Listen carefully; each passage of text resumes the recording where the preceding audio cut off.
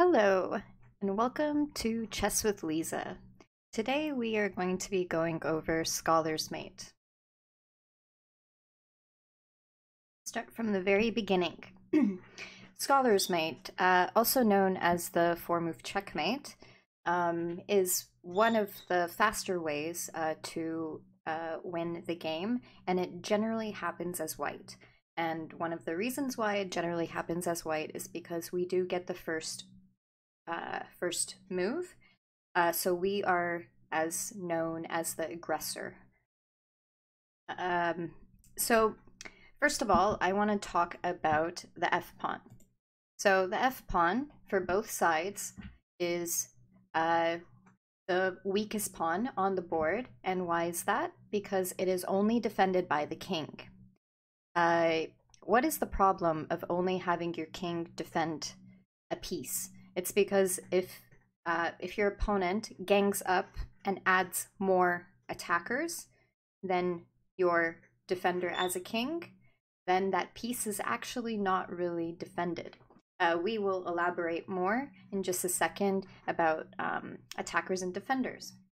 So first of all, as you can see next to the board, there are some key ideas for you to remember what to do during the Scholar's Mate. Okay, so first of all, what we want to do is we want to gang up on the f7 pawn with the queen and the bishop. Now, I recommend to start off with the queen first because there are more attacking possibilities, and actually there are more traps in the Scholar's Mate. So maybe you might not achieve checkmate, but you will achieve winning of material. It's pretty cool to have that right in the very beginning of the game. So first of all, we want to open up the way for the queen and the bishop, and to open up the way. So what we're going to do is we're going to move the pawn to e4 first. As you can see, we are controlling the center, and we are also opening up the way for the queen and bishop as well. So here, usually what black responds with is pawn to e5. Now, please keep in mind that if your opponent does not play pawn to e5 and they play pawn to e6, you sadly can't really continue on with the four-move checkmate. If you want to do the four-move checkmate, this diagonal should be more free or less blocked. So usually black will play pawn to e5. Now in this position, as mentioned, we want to gang up on the f-pawn with the queen and the bishop. And I've mentioned that there's actually two possible ways. We could either bring out our queen first and then the bishop, or what we can do is we can move the bishop first and then the queen.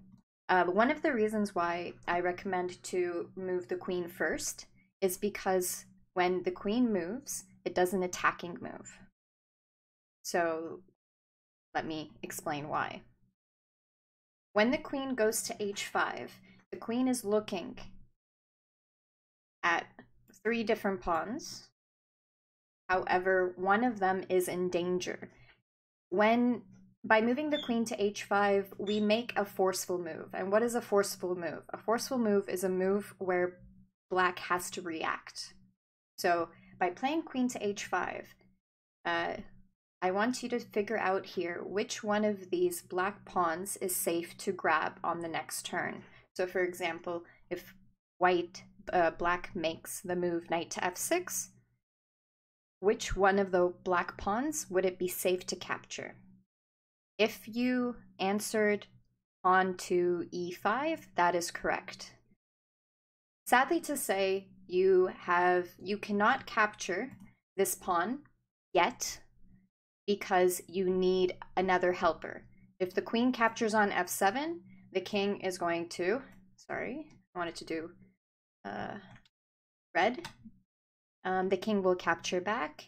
And of course, this pawn you cannot capture because it is also being defended by actually two different pieces. So making forceful moves, it allows your opponent to react. So in this position, they have to do something about defending this pawn on e5. They don't have to, but it's the best move. So usually black will play a move like knight to c6 to defend the pawn on e5, which is a good move. And then now this is where we gang up on the f pawn. Please remember, we do need some teamwork involved because you cannot safely capture the pawn on f7 right away. So we're going to play bishop to c4, and as you can see now, we have the queen and the bishop ganging up on this f7 pawn, and if your opponent plays knight to f6, which sometimes is the case, especially if your opponent does not know what to do, they'll play something like knight to f6, thinking that this is a good move, but they're putting the queen into danger. However, they fall for this checkmate. Please remember that you want to capture with the queen, because if you capture with the bishop, you allow the king to escape, and now your queen is in danger. So you're not achieving the best continuation. So after queen captures f7, why is this a checkmate? The king cannot go. Sorry, I keep forgetting. The king cannot go here, and of course he cannot go on his own pieces, and he cannot capture the queen. And he cannot capture the queen because there is a guard. Kings cannot capture protected pieces. So there are many ways that that the checkmate could happen. So when the queen goes to h5, it's not necessary that the knight comes out, but the reason why I recommend this move for black, because they bring out the knight, they activate their knight, and they also defend the pawn on e5. That is my recommendation. There are moves like pawn to d6 or bishop to d6, still protecting the pawn on e5, but we can still try to achieve the checkmate on the following turn. So for example, if the pawn goes to d6, we can still play bishop to c4. Now we have two attackers on the pawn on f7, and if black does not defend f7, then we have achieved the checkmate. So we will, do not worry, we will be talking about what happens if black defends. So of course, again, if any move gets played other than defending the f7 square, white is going to achieve a checkmate. So for example, if knight c6 gets played, queen takes f7, checkmate. The bishop is defending the queen, and the queen is defending all of the other squares. For example, in this position, if the bishop goes to d7, this is still a checkmate. Queen takes f7. If the knight goes to f6, this is still a checkmate. So what black's goal should be is to use another piece to defend the pawn on f7.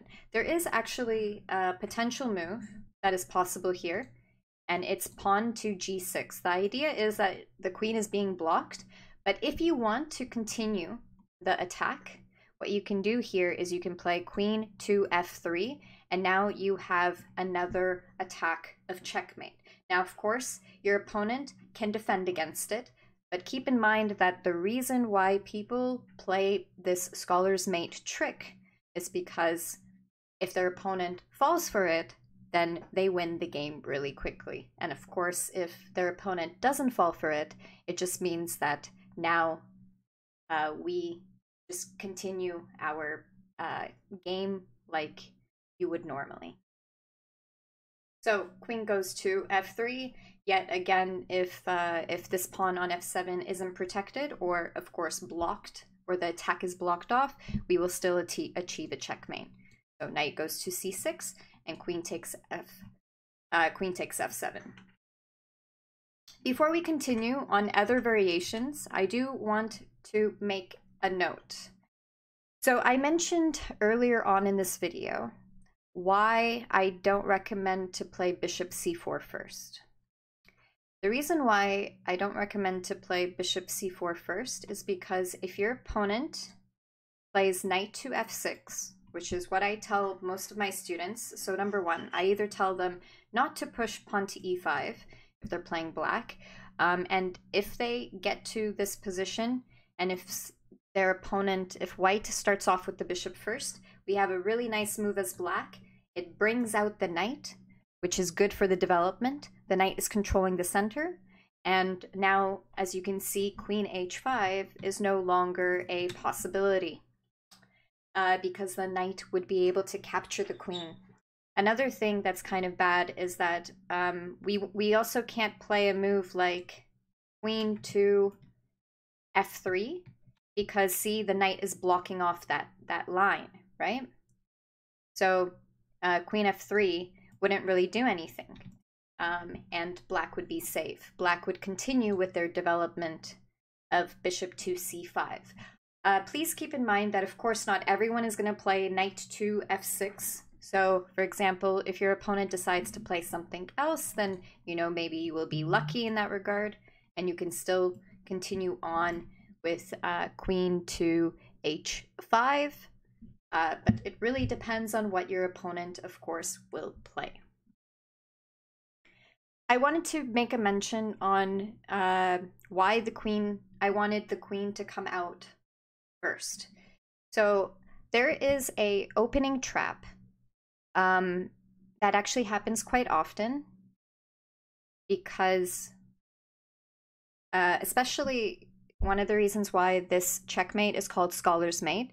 I personally like to call it the 4-move checkmate. Scholar's Mate is because, generally speaking, kids fall for it, or rookies, right? People who have barely learned the game chess, right? But this is something that is really important to know in the very beginning because you don't want to fall for this. And in the beginning of your chess career, it actually might be worth it to try this this checkmate. It's not going. You're going to notice that the higher ranked players that you play, the less people are going to fall for it. So what I was mentioning here, why the queen going to h5? Because after queen goes to h5, a common move that is played here is, well, there's two. Number one, it's moving the knight out right away. And another common move is pawn to g6. So pawn to g6 looks like a good move because it's blocking off that diagonal, right? This is the diagonal that black should be worried when it comes to the queen, right? So they think, I'm going to move the pawn to g6 and I'm going to block off the queen. However, they completely forgot about the fact that this pawn is unprotected. So now white can safely capture this pawn. And after queen takes e5, there is now a fork. The king is in danger and the rook is in danger. And to be honest, this is quite scary. This is quite scary for black because they are losing the rook, and then their knight and pawn are going to be in danger. Probably the best move in this position for black would be to play something like queen to e7, so that they can at least get some play. But please do not worry. You can simply move your knight to e2. Your king is going to be defended, and as you can see, the knight is still in trouble on the next turn. So everything is good. Don't worry. On the next turn, you will actually start harassing the black queen. And of course, I mean, in this position, if the bishop moves here, then you capture the rook, and now the knight is in danger again, as mentioned. If the knight moves here, you will capture the rook, and now the pawn on h7. The point is that we win a pawn and a rook right in the beginning of the game. Isn't that great?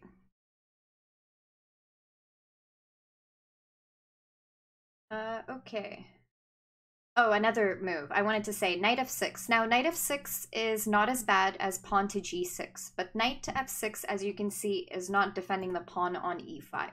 Now, for some of you, you might be thinking, a pawn is worth only 1 point. Why is this why is this good for white? Well, keep in mind that masters like me, we only need a pawn to win the game. And a lot of the time, the higher ranked people that you play, the less mistakes that they will do. So a lot of the time you're only going to be up 1 or 2 pawns, and you have to simplify into a winning game. So in this position, queen takes e5. Now, please keep in mind, there are, of course, ways for black to defend. They can play bishop to e7 here. You can play bishop to e7 and defend the king.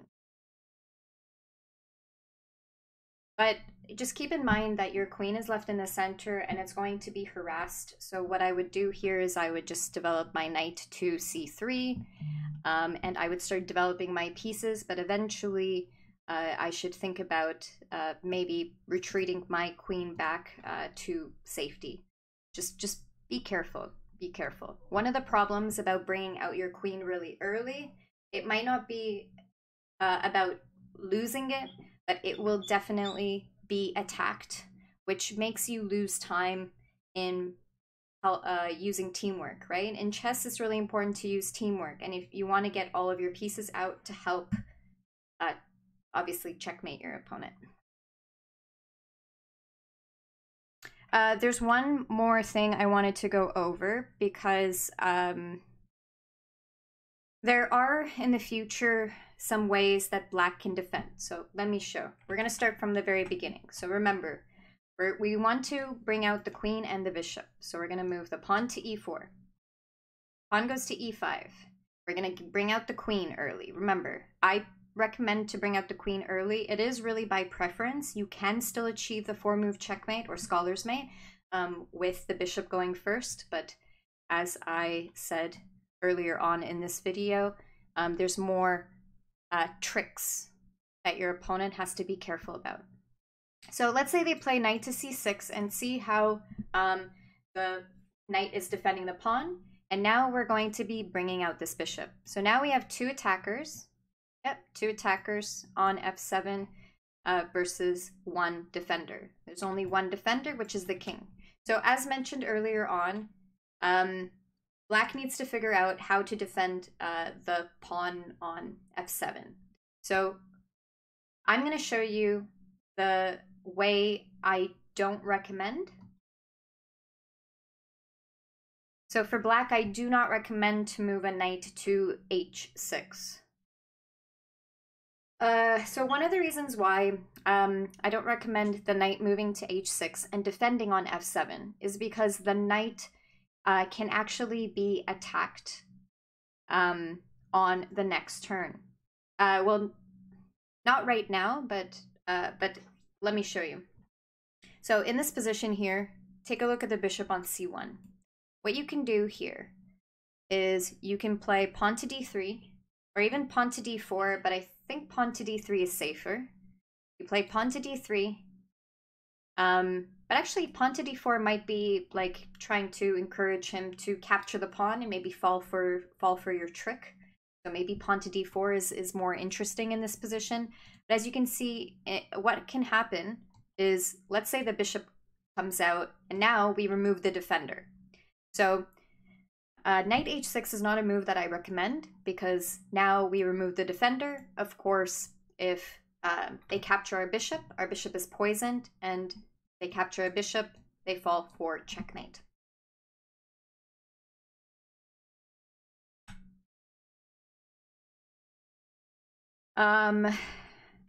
And a lot of people fall for this.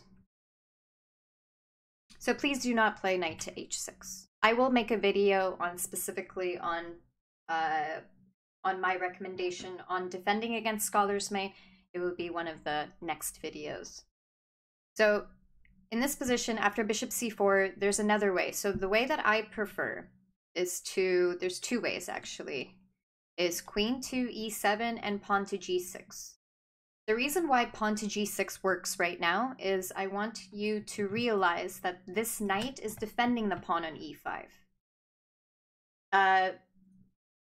Queen takes e5 only works if your opponent plays g6 on move 2. So look at the difference. g6 is played now, and then queen takes e5 is safe. But if we Whoops, I didn't mean to do that. But in this position, if knight goes to c6, see the pawn is protected. So after bishop c4, black can play pawn to g6. Now, the reason why I like this move is because if white plays queen to f3, trying to, of course, encourage the checkmate a second time, I do like how the knight moves, defends, and also now black can castle in 2 moves. I'm going to show you another way to defend as black. So in this position, there's a way queen e7. I do like queen e7. This is definitely the second option I think is best for black, but I do want to make a note that white might try to move the knight to d5 and try to remove the defender of checkmate. But as long as you chase the queen and play knight f6, that's it. White doesn't have anything. So, I hope you guys liked the video today on Scholar's Mate. I hope you enjoyed it. And if you have any questions, please do write in the comments, and I would love to answer any of those. And if you're asking about the best ways to defend as black against Scholar's Mate, you can definitely ask me questions, but I will be creating another video based upon. Well, I wish all of you luck, and just keep in mind that the 4-move checkmate, it does work in the beginning, but in the future you'll notice that the stronger opponents you have, the less they fall for your plan, and your queen might actually be in danger if you're not familiar with keeping your queen in the center of the board, especially in the very beginning of the game. Have a great day, everyone. Keep chessin'.